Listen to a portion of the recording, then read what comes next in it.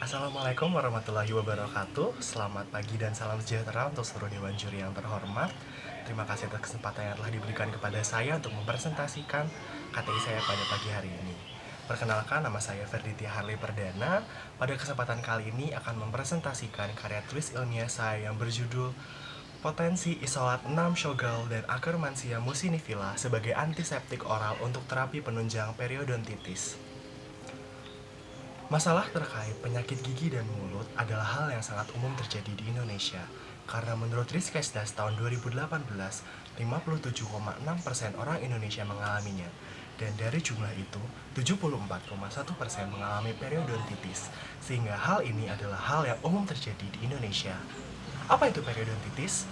Periodontitis adalah gangguan pada rongga mulut yang ditandai dengan peradangan, yang juga ditandai dengan adanya kerusakan tulang pada jaringan penyangga gigi dan juga tulang pada sekitar gigi geligi. Jaringan penyangga gigi sendiri terdiri dari 4 bagian utama, yaitu gusi dan serat ligamen periodontal sebagai jaringan lunak, dan juga sementum serta tulang alveolar sebagai jaringan keras. Periodontitis sendiri ditandai dengan perubahan berupa kerusakan pada jaringan penyangga gigi yang ditandai dengan pembengkakan atau peradangan pada gusi, diikuti dengan penumpukan plak dan kalkulus, pembentukan saku gusi yang dalam, serta kerusakan tulang di sekitar gigi. Selain itu, pasien juga dapat mengeluhkan adanya rasa sakit pada area yang terdampak. Penyakit ini sendiri diawali dari ketidakseimbangan jumlah bakteri yang kemudian dapat berkolonialisasi menjadi sebuah plak ataupun bisa terklasifikasi menjadi kalkulus. Apabila hal ini berlanjut, maka akan terjadi invasi bakteri yang akan memicu respon inflamasi, dan dari tubuh kita sendiri, proses peradangan ini akan memicu sebuah respon imun yang akhirnya akan memicu osteoklas. Osteoklas ini sendiri berfungsi untuk meresorpsi tulang, sehingga apabila kondisi ini terjadi secara terus-menerus, maka akan terjadi kerusakan tulang di sekitar gigi geligi. Terapi periodontal yang digunakan untuk memperbaiki kondisi dari periodontitis ini sendiri memiliki berbagai macam tahapan dan fase. Namun disinyalir dan dipercaya bahwa fase inisial merupakan fase yang paling penting dan sangat menunjang keberhasilan dari terapi periodontitis.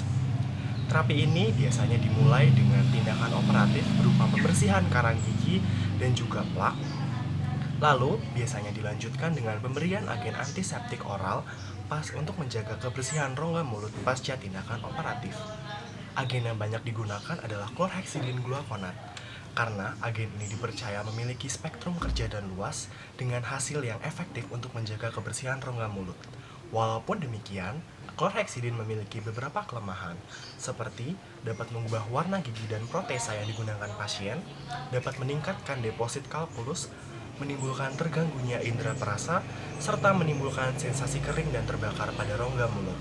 Oleh karena itu, sampai saat ini dapat dikatakan belum ada golden standard untuk agen antiseptik oral, sehingga kondisi ini membuka peluang yang besar untuk kita menemukan agen-agen antiseptik baru yang berbahan dasar herbal yang dipercaya dapat memiliki efek yang sama namun dengan efek samping yang lebih sedikit.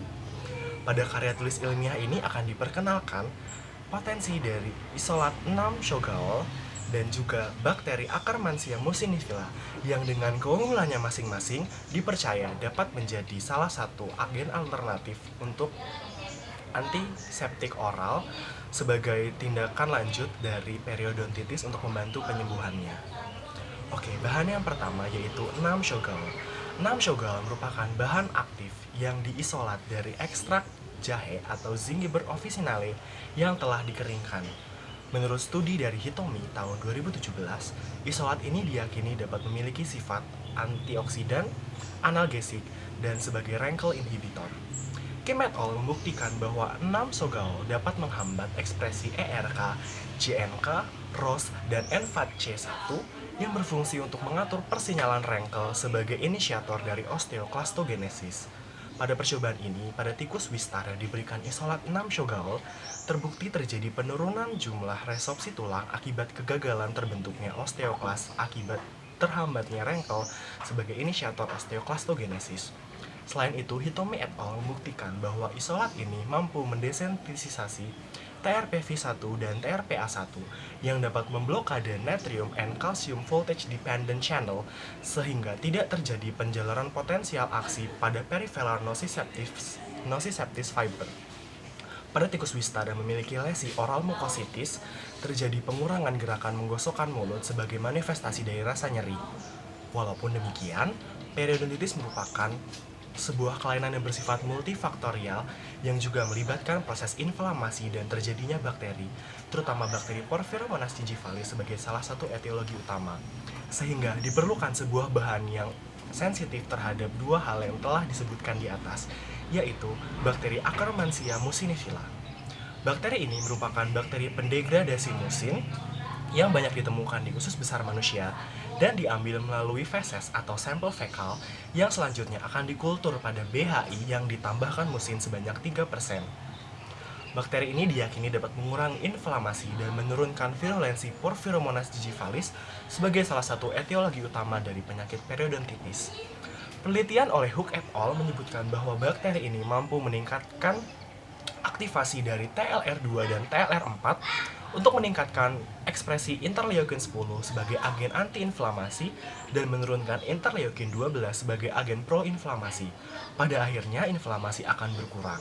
Selain itu, agen ini dapat meningkatkan ekspresi dari AMK dan Z01 sehingga terjadi pembentukan tight junction yang berfungsi sebagai physical barrier untuk mencegah Porphyromonas gingivalis dapat beragregasi dan menginvasi jaringan gingiva. Bagaimana skema kerja dari kedua agen ini terhadap periodontitis? Seperti yang kita tahu, periodontitis dipicu oleh aktivasi osteoklas yang akan membuat resorpsi tulang, terutama pada jaringan di sekitar gigi. Hal ini dapat ditanggulangi oleh sifat dari 6 Shogal yang dapat menghambat seluruh jalur persinyalan rengkel ataupun osteoklastogenesis sehingga terjadi kegagalan pembentukan osteoklas. Rasa nyeri yang juga mungkin muncul selama periodontitis maupun pasca perawatan operatif dari periodontitis dapat ditanggulangi juga oleh 6 Shogal karena agen ini dapat memblokir natrium dan calcium voltage dependent channel yang pada akhirnya menyebabkan kegagalan dari penjalaran impuls. Selanjutnya, periodontitis yang memiliki inflamasi dan juga Porphyromonas gingivalis yang memiliki virulensi sebagai bakteri penyebab akan ditanggulangi oleh Akkermansia mucinifila.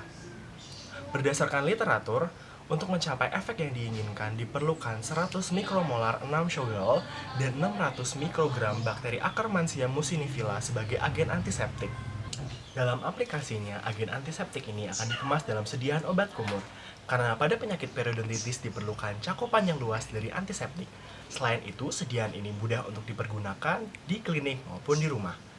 Dan lebih lanjut, penulis akan bekerja sama dengan pemerintah Provinsi Jawa Barat, karena provinsi ini memiliki potensi yang besar dengan produksi rimpang jahe terbesar ketiga di Indonesia dengan jumlah 33,96 ton.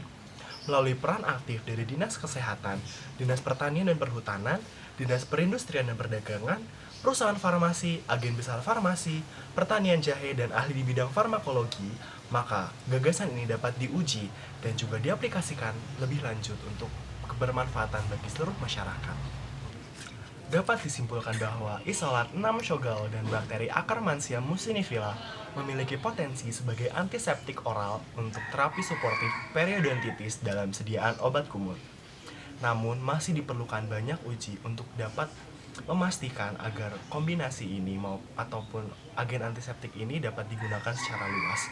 Uji tersebut meliputi uji in vivo dan in vitro lanjutan. Selanjutnya ada uji toksisitas, uji khasiat, uji manfaat, dan uji LD50. Untuk menilai efikasi dan efektivitas agen ini, apabila dikombinasikan, apakah sama efektifnya ketika masih bersifat agen tunggal. Sekian yang dapat saya sampaikan pada pagi hari ini. Semoga gagasan ini benar-benar dapat diaplikasikan dan bisa berguna untuk masyarakat ke depannya. Terima kasih atas perhatiannya. Selamat pagi, salam sejahtera untuk kita semua.